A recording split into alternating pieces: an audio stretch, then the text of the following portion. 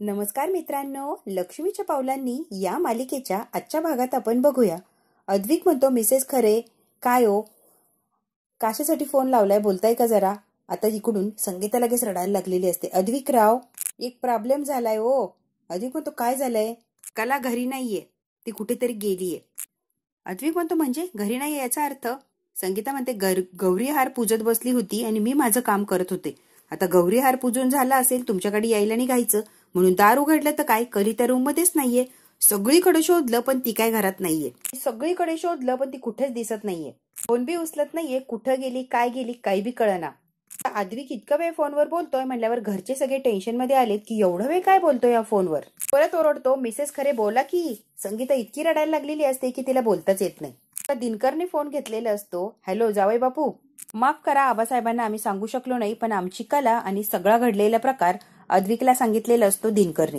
अद्विकला खूप मोठा जबरदस्त असा धक्का बसलेला असतो आणि लग्नात जे घडलंय, जे विधी झालेले असतात ते उलटे विधी झाल्यासारखं आता अद्विकला वाटायला लागलेलं असतं पहिल्या लग्नात. आता इकडे संगीता आणि संगीताच्या घरच्यांची खूप वाईट अवस्था असते. रडून रडून अगदी बुरे हाल केलेले असते संगीताने स्वतःचे. आता अद्विक असं शांत का बसला म्हणून घाईघाईने आबाजवळ येतात आणि आबा म्हणतात, अद्विक काय रे, काय झालंय रे. अद्विका काय झालं आबा. खरे तिच्या घरी नाहीये. आता तिच्या आईने मला फोनवर ते सांगितलं. त्यांनी सगळीकडे शोधलं पण खरे कुठेही त्यांना मिळालेली नाहीये. आता ते रडताय आणि खूप पॅनिक झाले हो आबा. लग्नासाठी जेवढी काय मंडळी आलेली असते एकदम उठून उभी राहते आणि सगळ्यांनाच धक्का बसलेला असतो. काय काय बोलतोय अद्विक हे. हो आबा, कला घरी नाहीये. बायका ज्या आलेल्या असतात लग्नाला त्या आता चर्चा करायला लागतात. नेहमी याच्या लग्नात असंच होतं की काय, पहिल्या लग्नातही बायको पळून गेली आणि या लग्नात सुद्धा बायकोच पळून गेली. याच्या नशिबात लग्न आहे की नाही. काय चाललंय काय माहिती या अद्विकच्या नशिबात आणि काय आयुष्यात होणार आहे याच्या. आता लग्नाला आलेल्या बायका काही बाही बोलायला लागलेले असतात. अशी कशी कशी पळून जाणार ती. प्रेमाचं लग्न होतं ना, मग प्रेमाचं लग्न म्हणल्यावर ती पळून कशी जाणार, आनंदाने लग्नाला येणार ना. काय झालंय काय माहिती, म्हणताय प्रेमाचं लग्न मग पळून कशी गेली. का काहीही बोलायला लागलेले असतात. इकडे आता कला रोहिणीच्या फ्लॅटवर आलेली असते आणि हळूच दार उघडून ती बघत असते नेमकी यांचा आत काय चाललंय. ज्यात बघते त्याने कलाला खरंच धक्का बसलेला असतो. बोर्ड असतो आणि बोर्डवर सगळ्या चांदेकरांचे फोटोज असतात आणि अद्विकच्या नावाखाली लिहिलेलं असतं, सगळ्यात आधी याला बर्बाद करायचंय. कलाने बारीक सगळं काही बोर्ड बघितलेलं असतो. एवढं सगळं सुरू आहे म्हणजे इतका जबरदस्त प्लॅन चालू आहे या रूम मध्ये. तो वकील असतो, तो वकील रोहिणीला आणि राहुलला म्हणतो की या सगळ्या साईन झाल्या तरच सगळी मालमत्ता चांदेकरांची तुमच्या नावावर होऊ शकते, नाहीतर एवढ्याचा काही एक उपयोग होणार नाहीये. एवढं काय प्लॅनिंग केलंय, हे सगळं काही झालंय त्याचा काही एक उपयोग होणार नाही. जेव्हा सगळ्या सह्या होतील तेव्हाच काय तो फायदा होणार आपला. आता हे सगळं काही शूटिंग कलाने आपल्या मोबाईलमध्ये घेतलेलं असतं. अद्विकची सही घेताच येत नाहीये, तो मेन प्रॉब्लेम आहे ना. राहुलने अद्विकच्या फोटोवर अशी फुली मारलेली असते. सगळ्यात आधी याला बर्बाद करायचंय, अद्विक चांदेकरला बर्बाद करायचंय मामा. लगेच रोहिणी म्हणते, हो राहुल, सगळ्यात आधी अद्विकला संपवायचंय. सगळ्यात मोठा काटा तोच आहे आपल्या आयुष्यातला. सोहम ताबडतोब माझा फोन घेऊन ये, मला खरेला फोन करायचा. 1 मिनिटात माझा फोन आला पाहिजे. सोहम आता पटकन गेलेला असतो अद्विकचा फोन आणायला. ती कुणाचाच फोन उचलत नाहीये. आबा, माझा फोन ती नक्की उचलणार, माझा फोन उचलणार नाही असं होणारच नाहीये. आणि रोहिणीने जे घर असतं चांदेकराचं त्याच्यावर असं राऊंड केलेलं असतं, सगळे चांदेकरांना बर्बाद करायचं शेवट. आता हे सगळं शूटिंग चाललेलं असतं. जे काय बोलले, जे काय प्लॅनिंग केलं, सगळ्याच शूटिंग कलाने मोबाईलमध्ये बरोबर घेतलेलं असतं. राहुल रोहिणी एकमेकांना टाळ्या देतात आणि प्लॅनिंग सक्सेस करण्याचा प्रयत्न करतात. त्यांना साथ द्यायला वकील सुद्धा असतो. तेवढ्यात बांगड्या वाजतात आणि मोबाईलही वाजलेला असतो. आता कलाच्या बांगड्या वाजल्या म्हणून ते माघारी बघतात. अद्विक फोन लावतच असतो आणि फोन वाजतच राहिलेला असतो. आता तिघांनीही कलाला बरोबर बघितलेलं असतं. अद्विक म्हणतो, प्लीज खरे फोन उचल, फोन उचल. रोहिणी आता कलाच्या मागे धावलेली असते आणि कला स्पीड मध्ये तिथून जाण्याचा प्रयत्न करते. बरोबर रोहिणीने कलाला पकडलेलं असतं, हाताला धरून अशी घट्ट पकडते. काय गे, सांगते ना थांब, कुठे पळतीयस ग. कलाला असं घट्ट पकडलेलं असतं. काय करणार आहेस गे, नाही सोडणार तुला. कला म्हणते, इतक्या खालच्या थराला जाताल असं वाटलं नव्हतं कधी. त्या घरातली एकुलती एक मुलगी आणि त्यांनाच बर्बाद करायला निघलात. मुलगी आहा का तुम्ही, लाज वाटतीये मला तुमची. गप्प बसायचा, शहाणपणा शिकवायचा नाही, एकदम आवाज बंद. फालतू बडबड बंद करायची. तुझी लायकी नाही माझ्यासमोर एवढं बोलायची आणि मला कोणाचं ऐकून घ्यायची सवय नाहीये. एकदम थोबाड बंद करायचं. माझी लाज सोडाव मॅडम, तुमची लाज कुठे गेलीये. तुम्ही कुठच्या थराला गेलाय जरा विचार करा. तुम्हाला आहे का थोडीफार लाज. तुम्ही 1 नंबरच्या नालायक निघालात. मला वाटायचं सगळे उद्योग राहुल करतोय, पण त्याची नालायक आई हे करतीये हे आम्हाला माहितीच नव्हतं. राहुलला साथ द्यायला राहुलच्या मागे खंबीरपणे तुम्ही आहात हे जेव्हा घरात कळेल तेव्हा काय होईल तुमचा आणि राहुलचा विचार केलाय का जरा? अगं कला, कसं कळणार आहे? मी आणि राहुल एकाच पार्टीत आहोत, कळणारच नाही आणि मी ते कळवूच देणार नाही. कशाला टेन्शन घेते तू कला? त्यांना कळणार नाही. इतकी वर्ष कळलंय का? अगं त्यांच्या घरात आल्यापासून मी प्लॅनिंग करतेय त्यांच्या विरुद्ध, सगळी कटकारस्थान रचतीये. एकदा तरी सापडले का? एकदा तरी त्यांच्या हाती लागले का? नाही. आता सुद्धा त्यांना काही एक कळणार नाही. डोंट वरी कला. म्हणते शी, हे असं बोलताना काहीच वाटत नाही, लाज वाटत नाही का जरा सुद्धा? त्या घराने काय केलं नाही तुमच्यासाठी? मुलगी म्हणून एवढं सगळं केलंय, एवढं सगळं दिलंय, तरीही त्याच घराच्या जीवावर उठलात. ए शटअप, काय केलंय ग? काहीही केलेलं नाही आणि आम्हाला तर काहीच दिलेलं नाहीये त्या घराने. कुणी मुलगी म्हणून मला वागवलं? काही मान सन्मान आहे का तिथे? अगदी कुत्र्यासारखी भिकाऱ्यासारखी त्यांच्या दारात पडलोय आम्ही. ती सरोज जेव्हापासून लग्न करून आमच्या घरात आली ना की सगळं काही स्वतःच्या हातात घेतलंय. माझ्या हातात काहीच ठेवलं नाही किंवा मला काही दिलेच नाहीये तिने. सगळं काही सरोज सरोज सरोज. माझा बिंडोक बाप, जी सरोज सांगेन तीच पूर्व दिशा. सरोज सरोज सरोज. बास, बिंडोक बापाला सरोज शिवाय दुसरं कोणी दिसतच नाही. ती रडकी रजनी एक नंबरची शेंबळट. अक्कल तर अजिबात नाही या. हा मुलगा सुद्धा अगदी तिच्यासारखा शेंबळट, बिन अक्कल. अक्कल अजिबात दोघांमध्ये नाहीये. एकदम बिंडोक आहेत दोघेचे दोघे. ती तिला उभं सुद्धा करत नाही. मान सन्मान प्रेम देण्यात लांब राहिलं. लायकी आहे तिची. इतके फालतू आणि मूर्ख लोक आहेत त्या घरात. ते मला डॉमिनेट करताय आणि माझ्या मुलाला त्याचा हक्क तर अजिबात देत नाही. उलटे त्याला ब्लेम करताय, त्रास देताय, शिक्षा देताय. वा, स्वतःच्या घरात बिंडोक भरलेत आणि माझ्या मुलाला ब्लेम करून टार्गेट करताय. बास, मी आता काही सहन करणार नाही. एकेकाला अशी ठेचून काढणार की त्यांची लायकी त्यांना दाखवणारच आणि कळणार सुद्धा नाही कोणी ठेचलंय त्यांना. कला आता जोरात आवाज वाढवते. रोहिणी मॅडम, काय बोलताय? कळतंय का तुम्हाला? जोपर्यंत मी तुमच्या आणि माझ्या घराच्या मध्ये उभी आहे तोपर्यंत त्यांच्या केसांनाही धक्का लागू देणार नाही, कारण मी उभी आहे, लक्षात ठेवा. मी असं काही एक होऊ देणार नाहीये. आणि हो, सगळ्यात महत्वाचं, चांदेकरला जेव्हा कळेल ना तुम्हाला दोघांना तो सोडणारच नाहीये. बघा तुमची काय हालत करतोय तो चांदेकर. अगं तो हलकट अद्विक, तो सुद्धा सरोजची चावला दे. तो वेगळं काय करणार आणि त्याच्याकडून वेगळी काय अपेक्षा ठेवायची? सरोजने घरात स्वतःला मान मिळवला आणि मला दाबायचा प्रयत्न केला. तिच्या शब्दाला किंमत, मी फक्त तिच्या हाताखालची मोल करीन. सरोज सरोज सरोज. तसं तो अद्विक माझ्या मुलाला कधीच वर येऊ देणार नाही. त्याच्या आईसारखा कायमच तो वर राहणार आणि माझा मुलगा ताटाखालचं मांजर. आणि मी हे कधीच होऊ देणार नाही. म्हणून सगळ्यात आधी अद्विकला टाचेखाली ठेचणार आहे. अशी ठेचणार की परत उठलाच नाही पाहिजे. रस्त्यावर आणणार, वाट लावणारे त्याची वाट. कला म्हणते, आज समजलं मला रोहिणी मॅडम, तुमच्या घरावर कुठलाही शाप वगैरे नाहीये. तुम्ही आणि तुमचा मुलगा कटकारस्थान करता आणि त्याचे परिणाम आमच्या घराला भोगायला लागता. आणि शाप शाप म्हणून आम्ही स्वतःला दोषी धरवतो की आमच्या घरावर शाप आहे. तुमच्यासारखी माणसं त्या घरात राहतात म्हणून एवढी अडचणी येत आहे आम्हाला सगळ्यांनाच. त्याचं तोंड दाबलेलं असतं ह्या रोहिणीने. तिला अजिबात तिथून हलू देत नाही. कला, खरे तुमचं घर, ज्या घरात मीच तुला घेऊन आले प्लॅनिंग करून, ते तुमचं घर झालंय का? अगं तुझी लायकी आहे का त्या घरात यायची? मी आणलंय मुद्दाम सरोज आणि अद्विकचा माज जिरवायला. तुझ्यासारखी बिंडोक बायको अद्विकच्या गळ्यात घातली. मुद्दाम मी प्लॅनिंग केला होता सगळा. माज उतरवायचा होता ना, म्हणून सगळं प्लॅन केला. आता कलाला लगेच आठवायला लागलेलं असतं रोहिणी काय म्हटली होती लग्नाच्या वेळेला. माझ्याकडे एक प्लॅनिंग आहे, जोपर्यंत नवरी येत नाही तोपर्यंत कलाला उभं करा आणि लग्न करून घ्या. मग काय प्रॉब्लेमच सॉल्व्ह होऊन जाणार. कलाला सगळं काही आता आठवलेलं असतं आणि समजलेलं सुद्धा असतं. रोहिणी असायला लागते काय गे? तुला काय वाटतं घरातल्या सगळ्या गोष्टी अशाच घडताय? घडत नाही, त्या मी घडवतीये.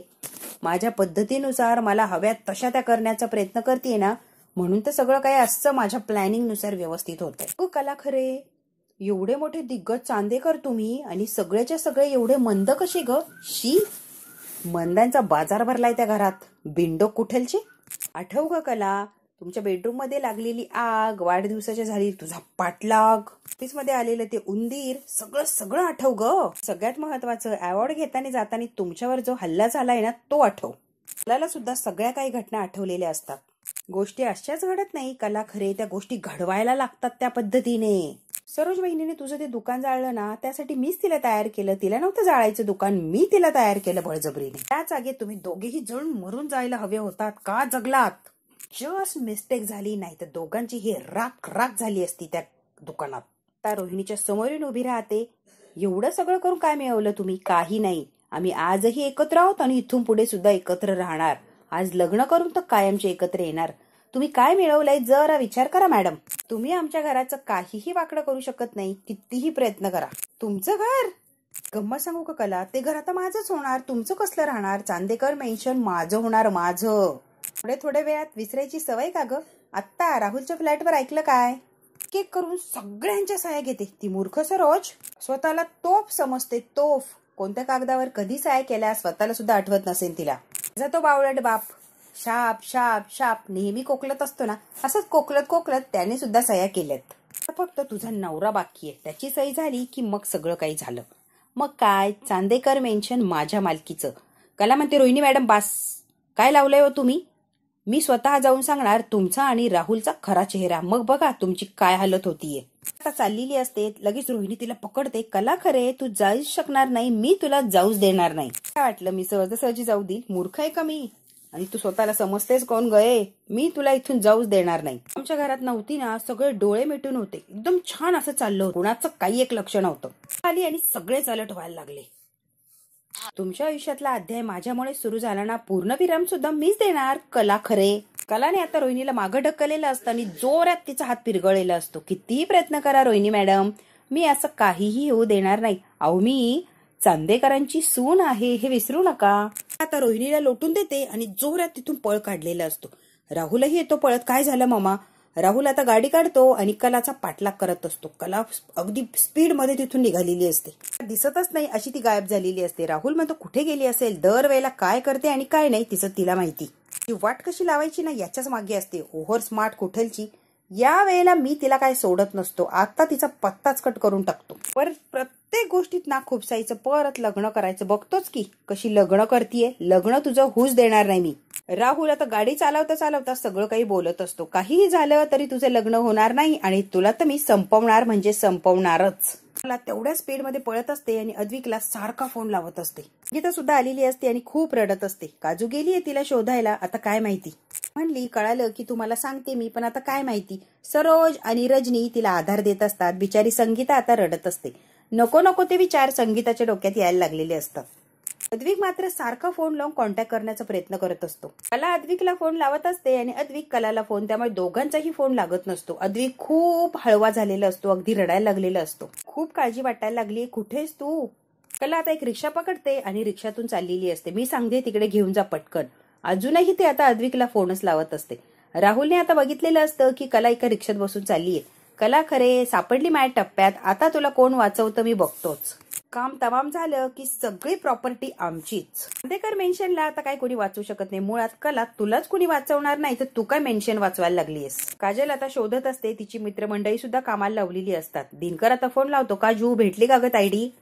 काजल मध्ये बाबा सगळीकडे शोधतोय, कुठेच सापडत नाहीये ती. पक्क्या आपली गँग सगळ्यांना सांगितलंय, पण ताई कुठेच सापडत नाहीये. दिनकर आता रडायला लागलेला असतो. कशी दिसत नाहीये, कुठेतरी असेल, शोध काजे.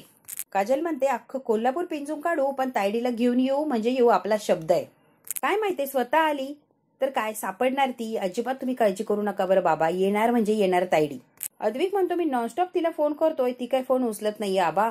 तिचा फोन बिझी येतोय सारखा. बाबा म्हणतात अद्विक पुण्यांदा फोन लावून बघ की.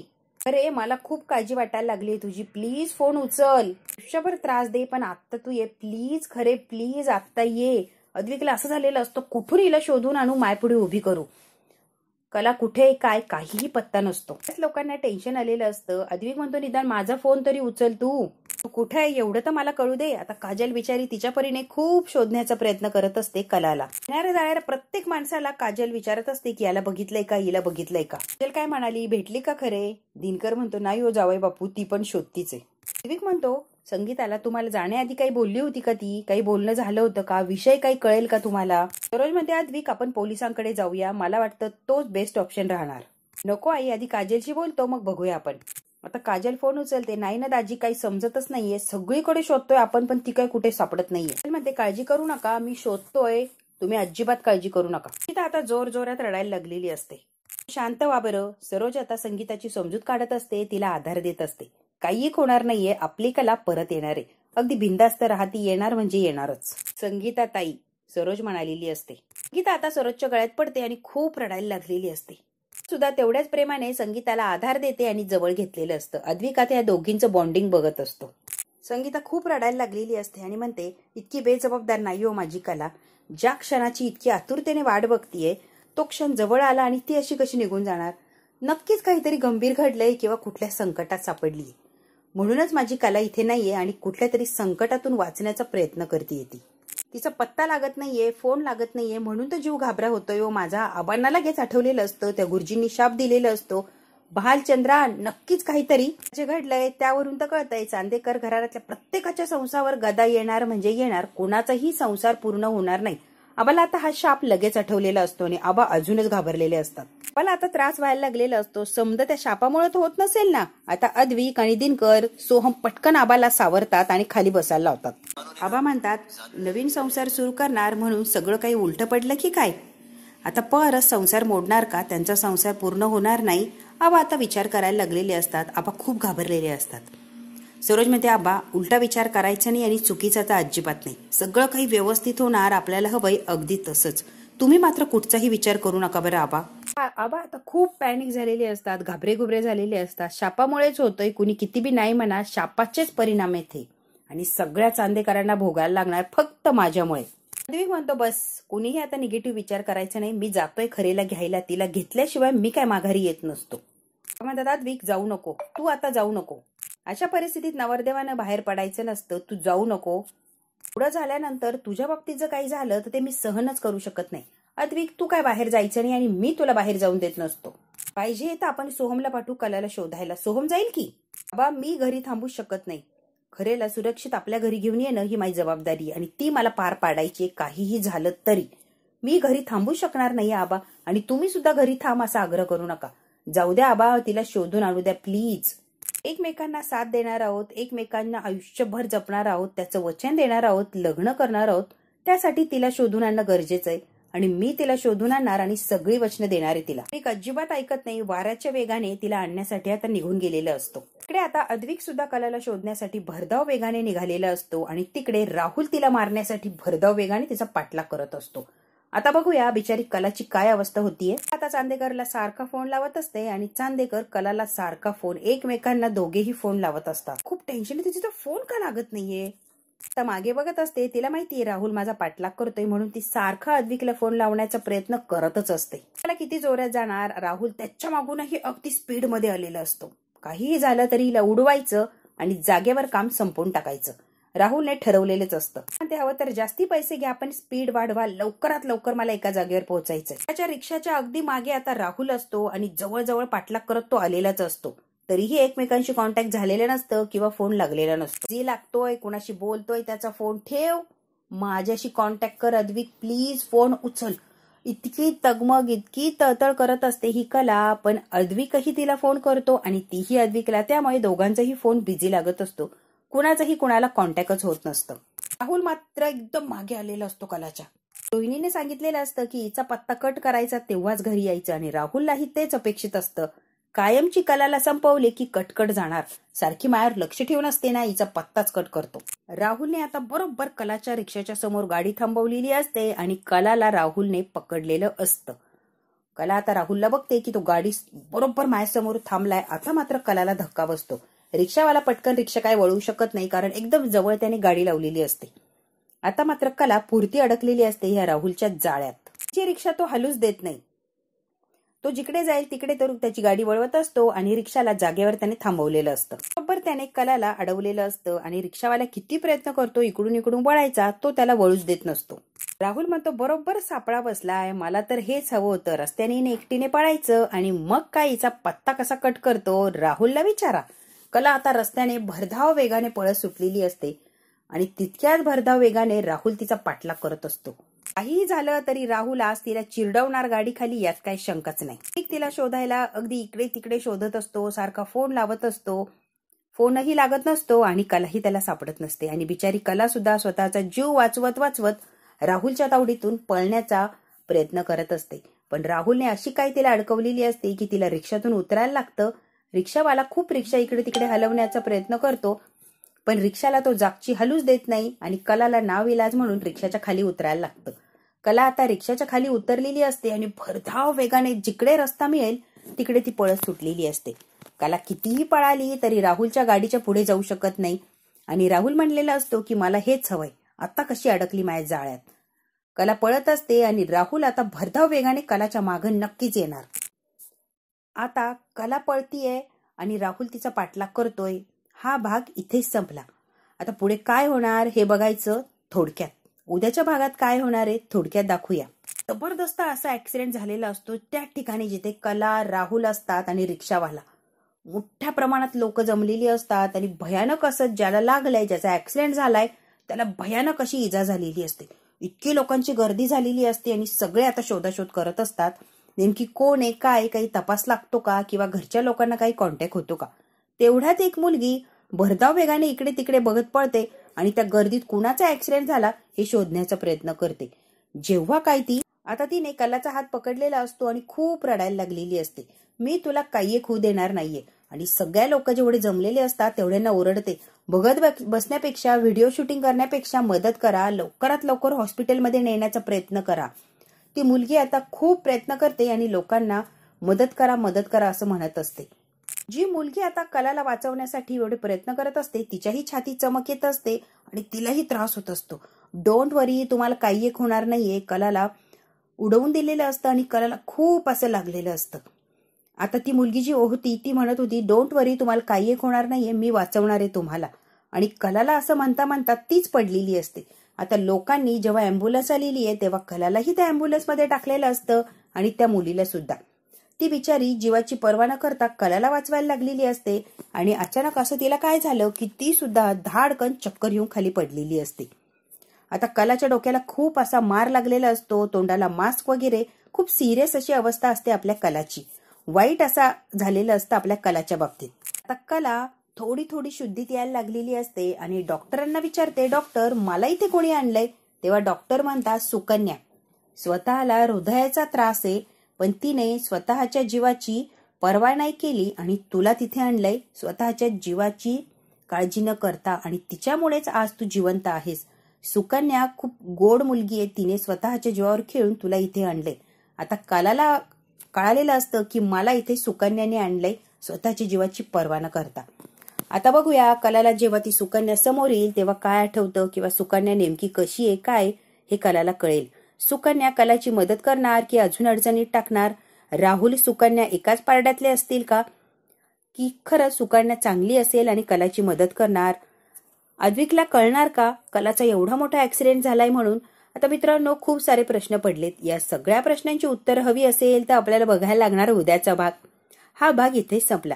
व्हिडिओ आवडल्यास लाईक, शेअर, सबस्क्राईब नक्की करा. धन्यवाद.